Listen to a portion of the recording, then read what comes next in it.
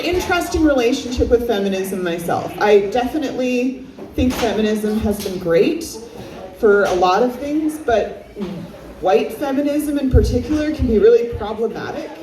And we were talking a little bit about some of the things we can do. Like currently, there's a really great documentary on Netflix called Yinta, and it's about what some of actually my friends up north, Indigenous women, have been doing to defend their home.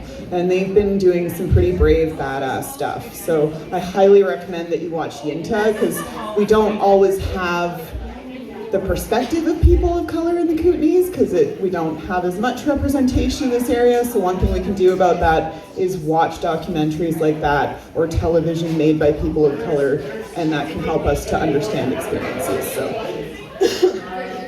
when I was up north, I actually was almost kidnapped when I was out walking one morning, and the police response was pretty bad, but it also just kind of helped me. I learned more and more about, like, every Indigenous person I know in northern BC has a missing female family member, and that shouldn't be a thing. So this is called Beyond Bread and Roses, which is actually the name of my most recent book, which is all really angry poetry. Some of it's feminist, some of it's just about other things I'm angry about. So this is Beyond Bread and Roses. In the year of reconciliation, the genocide continues. More informally, of course, but it continues just the same. A quick scroll through Facebook will give you the names of at least a dozen missing Indigenous women on any given day. The fact that you can now read about them is progress, proof that Canada can't keep all of its dirty little secrets, no matter how much money SNC-Lavalin funnels towards the Trudeau government. But one more missing is one too many. Screams from a white woman trying to save herself from assailants while out on a morning walk are also a call left unanswered by the friendly neighborhood RCMP. They are too busy sending SWAT teams to the Unistoten camp on behalf of corporate interests that apparently supersede the needs of actual citizens. Too busy making up false reports so that they can steal vehicles from people who strive to protect their own homelands and secure a future for us all. The cop didn't even have to see the trailer I lived in to decide that I was trash, who was probably asking for it, or maybe even making the whole thing up.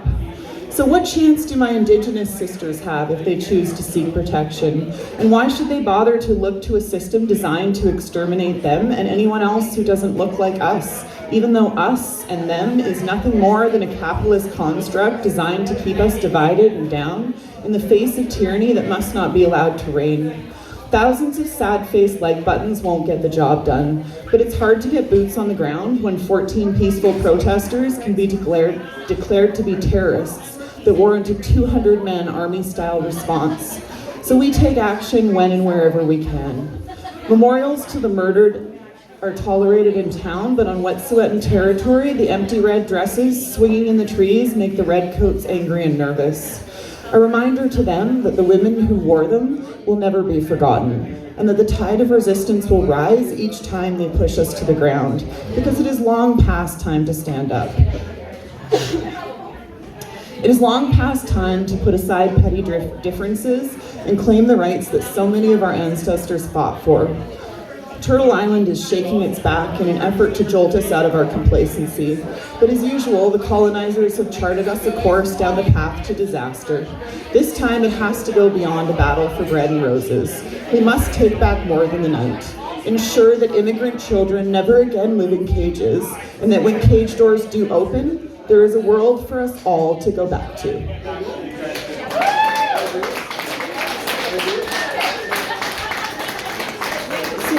One of the things that was happening on the Wet'suwet'en territory is that police were actually ripping red dresses out of the trees and throwing them down on the ground. So that's something you can see in the movie Yinta. So I highly suggest you check that out. And thank you, Sly, for hosting this event, and thank you, Erie Creek, for putting it on, and to everybody who's celebrating women today.